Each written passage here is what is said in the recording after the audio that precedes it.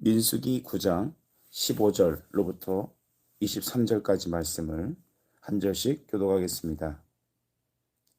성막을 세운 날에 구름이 성막 곧 증거의 장막을 덮었고 저녁이 되면 성막 위에 불 모양 같은 것이 나타나서 아침까지 이르렀으니 항상 그리하여 낮에는 구름이 그것을 덮었고 밤이면 불 모양이 있었는데 구름이 성막에서 떠오르는 때에는 이스라엘 자손이 곧 행진하였고 구름이 머무는 곳에 이스라엘 자손이 진을 쳤으니 이스라엘 자손이 여호와의 명령을 따라 행진하였고 여호와의 명령을 따라 진을 쳤으며 구름이 성막 위에 머무르는 동안에는 그들이 진영에 머물렀고 구름이 성막 위에 머무르는 날이 오를 때에는 이스라엘 자손이 여호와의 명령을 지켜 행진하지 아니하였으며 혹시 구름이 성막 위에 머무른 날이 적을 때에도 그들이 다만 여호와의 명령을 따라 진영에 머물고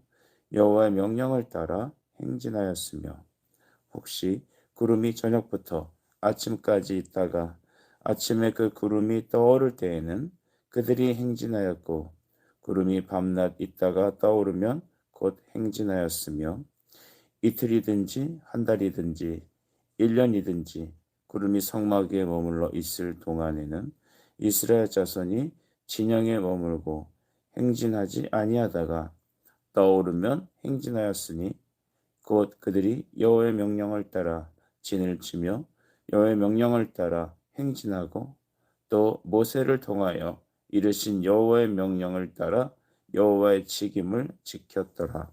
아멘. 할렐루야. 이 아침에도 우리 성도님들의 가정과 인생에 하나님의 크신 은혜 있길 간절히 축복합니다. 민수기 9장 15절로부터 23절까지 말씀 순종학교라는 제목으로 함께 하나님 말씀을 상고하고자 합니다. 인생은 하나님의 영광의 무대입니다. 우리 인생 각 사람은 태어난 김에 살지 않고 하나님의 놀라운 계획 속에 있습니다. 그 계획 속에 우리는 어떻게 따라가고 순종해야 될까요? 인생을 광야라고 표현하는 사람들이 많이 있습니다. 혹시 여러분 광야에 나가보신 적이 있습니까? 광야는 여러분 살 수 없는 곳입니다. 광야는 길이 없는 것이죠. 물이 없고 양식이 없고 끝없는 벌판으로 끝이 보이지 않는 허벌판입니다. 그곳에 우리가 혼자 덩그러니 하고 애던져진 존재같이 느껴질 때가 참 많습니다. 그래서 이스라엘 민족이 광야로 들어가서 40년의 세월을 살아간 것은 마치 우리가 이 땅에서 70, 80 이상의 인생을 살아가는 인생과 사뭇 비교할 수 있습니다. 그래서 오늘 그런 광야에서 하나님은 이스라엘 백성들을 인도하셨습니다. 길이 없는 곳, 끝이 없는 그곳에 하나님은 그들을 당신의 뜻에 따라 인도하셨습니다. 그 방법이 무엇이냐 하면 바로 낮에는 구름 같은 기둥으로, 밤에는 불 모양의 기둥으로 그들을 지키시고 또한 인도하셨습니다.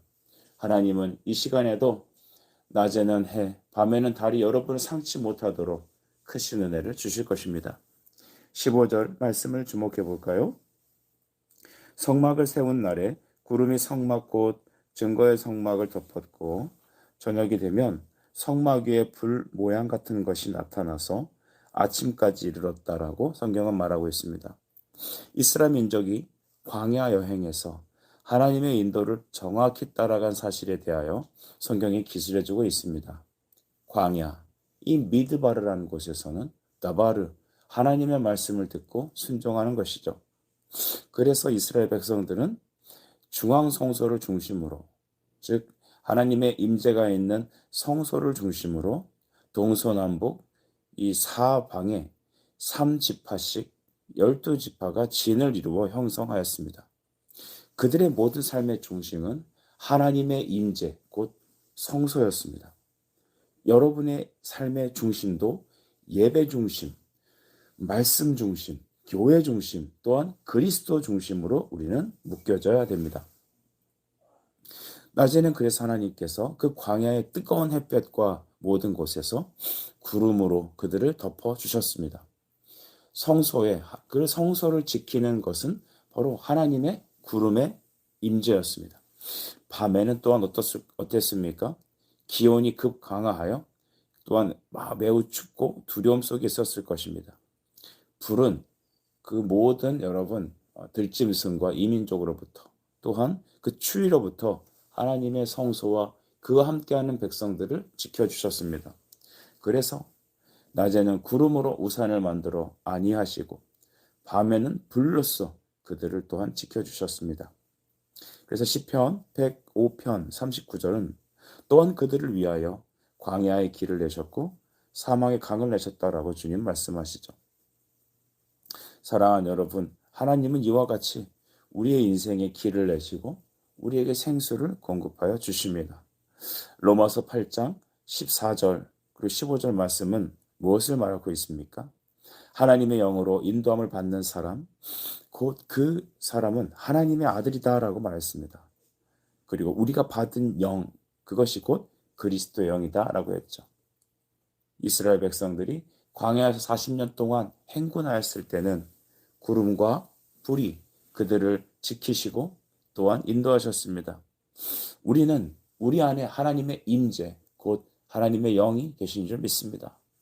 우리에게 주신 믿음의 잔 위에 하나님의 성령이 임재하셔서 그 인생이라는 광야 속에 말씀을 듣게 하시고 예배 가운데 임재하시며 우리를 갈 길 몰라 방황하는 우리에게 산 길을 주시고 또한 우리의 기도를 들으시며 영원한 천국까지 인도하여 주십니다. 그래서 성막을 세우는 날에 구름이 성막, 증거의 정막을 덮었던 것처럼 저녁이 되면 불 모양이, 낮에는 구름이 그들을 함께 하여 주셨습니다. 이것은 바로 하나님의 임재입니다. 구약 백성들은 여러분 유아적인 신앙을 갖고 있었기 때문에 유아적인 계시로 그들과 함께 하셨기 때문에 하나님은 눈에 보이는 가시적인 임재를 보여주실 수밖에 없습니다. 성막의 위에 구름이 있다라는 것, 불이 있다라는 것은 무엇을 의미합니까? 바로 보호하시고 함께 하시는 상징을 말합니다. 구름이 성막을 가리는 것처럼 뜨거운 태양이 그것을 가리워 지키셨던 것처럼 하나님은 여러분의 가정과 여러분의 인생 영혼을 보호하시고 함께하여 주십니다.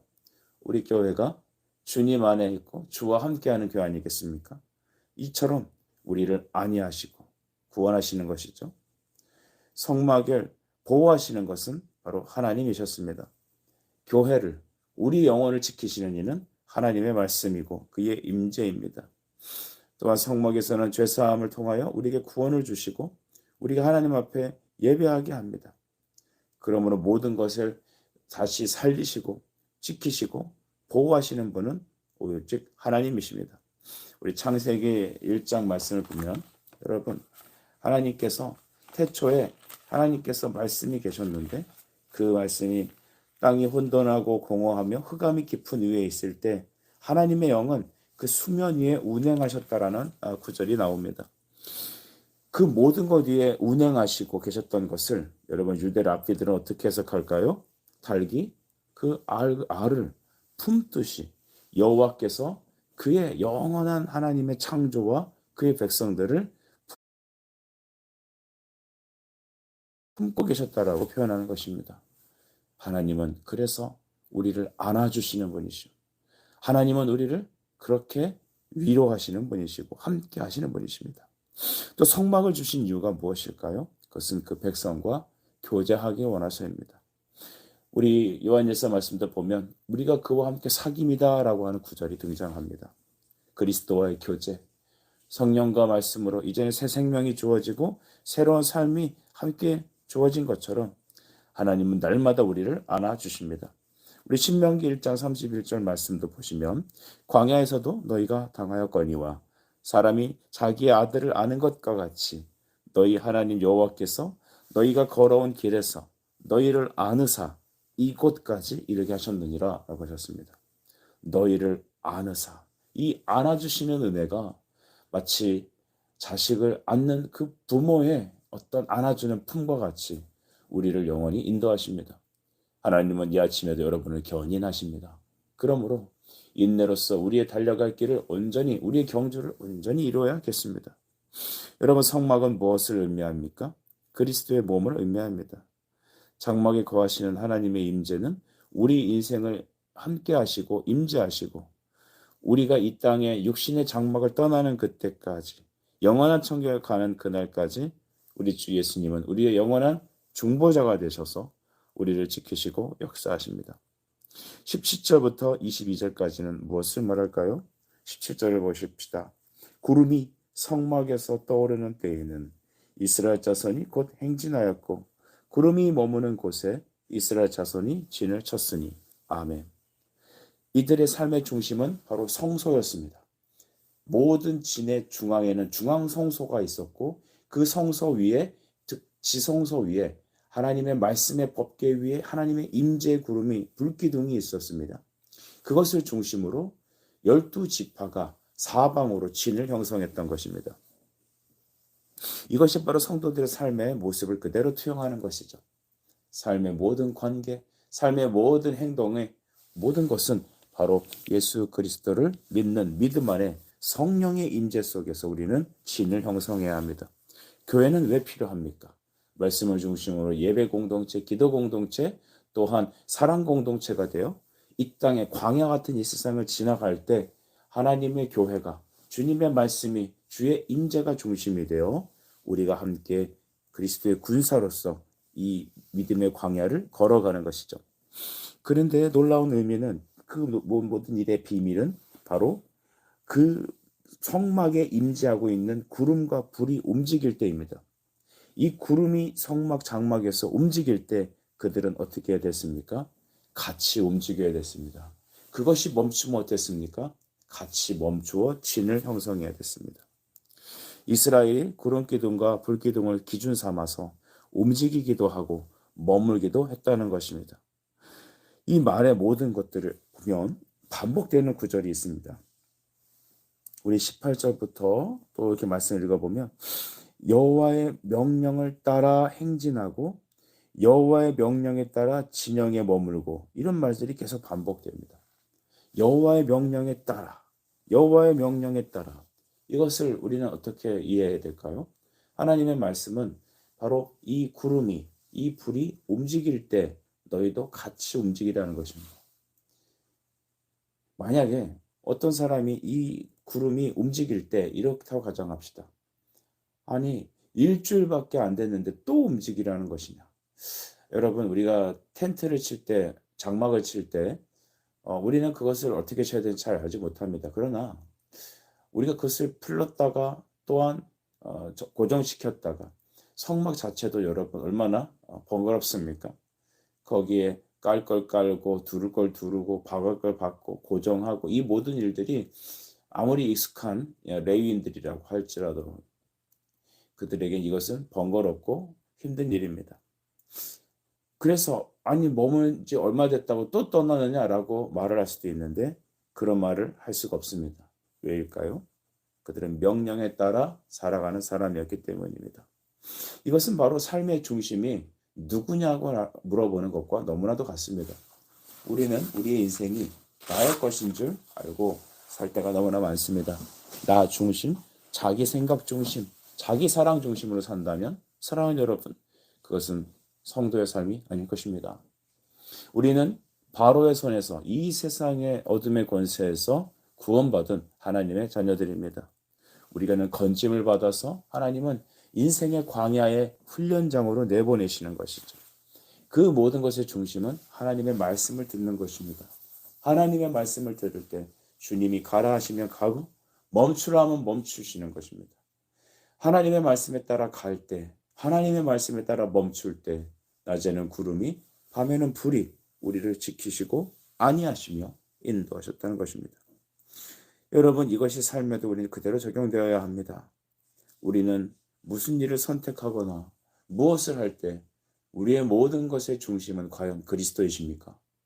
주님이 가라 하시면 여러분 가시겠습니까? 주님이 멈추라 하시면 멈추시겠습니까? 우리는 우리 생각이 너무나 앞서지요. 주님, 일주일밖에 안 됐는데요. 주님 너무 피곤한데요. 주님, 이건 너무 비효과적이고 비이성적이며 비합리적이지 않습니까? 여러분, 성경의 어느 곳에 봐도 너의 생각이, 너의 어떤 지성이, 너의 어떤 똑똑함이 이 모든 장막을 치고 움직이는데 사용된다고 말하지 않습니다. 단 하나만이 조건을 내세우는데 그것은 말씀을 따라, 여호와의 명령을 따라 준행하라는 것입니다.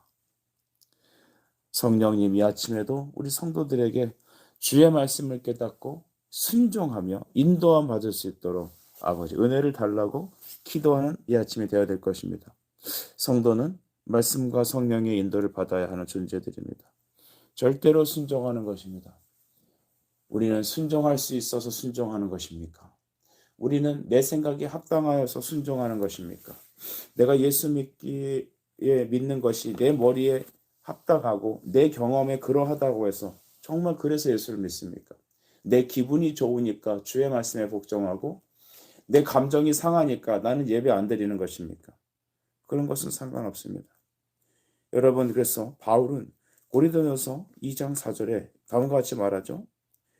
내 말과 내 전도함이 설득력 있는 지혜의 말로 하지 아니하고 다만 성령의 나타나심과 능력으로 한다라고 했습니다. 이 성령의 나타나심과 능력, 이것이 광야 이스라엘 백성들이 구름과 불기둥의 안위를 받고 보호를 받으며 인도를 받았던 것과 우리는 맞추어 설명할 수 있는 것입니다. 여러분, 하나님이 명령하시면 갔어야 했습니다. 단 하루라도 텐트를 쳤다가도 다시 이동이라는 사인이 뜨면 우리는 그 말에 순종해야 되는 것이죠. 우리 이걸 통해서 우리의 인생이 참 나그네 인생이다라는 것을 배우게 됩니다. 나그네 인생. 우리는 잠시 이 땅에서 머물며 그리스도의 말씀을 따라 살다가 주님이 오라 하신 그날 우리는 또 나가야 됩니다. 우리는 하늘에 영원한 여러분 집이 있음을 기억합시다. 이 육신의 장막을 벗는 그날 우리는 아버지의 집으로 나아갑니다. 텐트를 치고 광야에 거했던 이스라엘 백성들처럼 우리는 육신이라는 텐트 속에 거하며 하나님의 말씀과 임재 속에 보호와 위로를 받습니다. 생명과 복과 은혜를 누립니다. 주님과의 교제를 나눕니다. 그러다가 주님이 가라 하시면 가고 머물라 하시면 머물며 하라 하면 하고 또한 말하라 하면 말을 합니다. 그러므로 하나님은 광야에서 사람이 떡으로만 사는 게 아니라 여호와 입에서 나오는 모든 말씀을 살 것이라고 알려주셨습니다. 여러분, 나의 소망과 기대에 따라 우리는 온전히 담대합시다. 살든지 죽든지 내 몸에서 그리스도만이 존귀하게 되기를 소망합시다. 내게 사는 것이 그리스도라면, 내 안에 계신 이가 예수시라면 죽는 것도 유익함을 깨달읍시다. 그래서 살든지 죽든지 오직 나는 그리스도의 것이며 우리의 육신의 장막을 벗는 그날까지 낮에는 하나님의 구름의 임재가, 밤에는 불같은 하나님의 성령으로 보호를 받는 우리가 되어야겠습니다. 그리고 주님이 가라 하시는 그때 우리는 묻고 따지는 것이 아니라 아버지의 말씀에 순종하는 그런 우리의 인생이 되어야겠습니다. 사랑하는 여러분, 인생은 하나님의 영광의 무대요 그리스도의 학교에서 날마다 배우며 우린 또한 순종으로 나아갑시다. 이 아침에 여러분에게 하나님의 크신 은혜가 있으시길 간절히 축복합니다. 기도하겠습니다. 사랑의 아버지, 은혜를 감사합니다. 광야 같은 이 세상에서 어디로 가야 될지, 무엇을 어떻게 해야 될지 두려움과 낙심과 또한 배고픔과 주림 속에서 우리가 살고 있음을 고백합니다. 그러나 우리가 기쁘게 안이한 마음으로 평안함으로 거주할 수 있는 것은 주님이 우리의 목자 되시기 때문인 줄 믿습니다. 주여, 구름 기둥으로 불 기둥으로 우리를 안위하시고 지켜주시고 품어주시며 또한 우리를 인도해 주옵소서. 예수 그리스도 이름으로 기도하옵나이다. 아멘.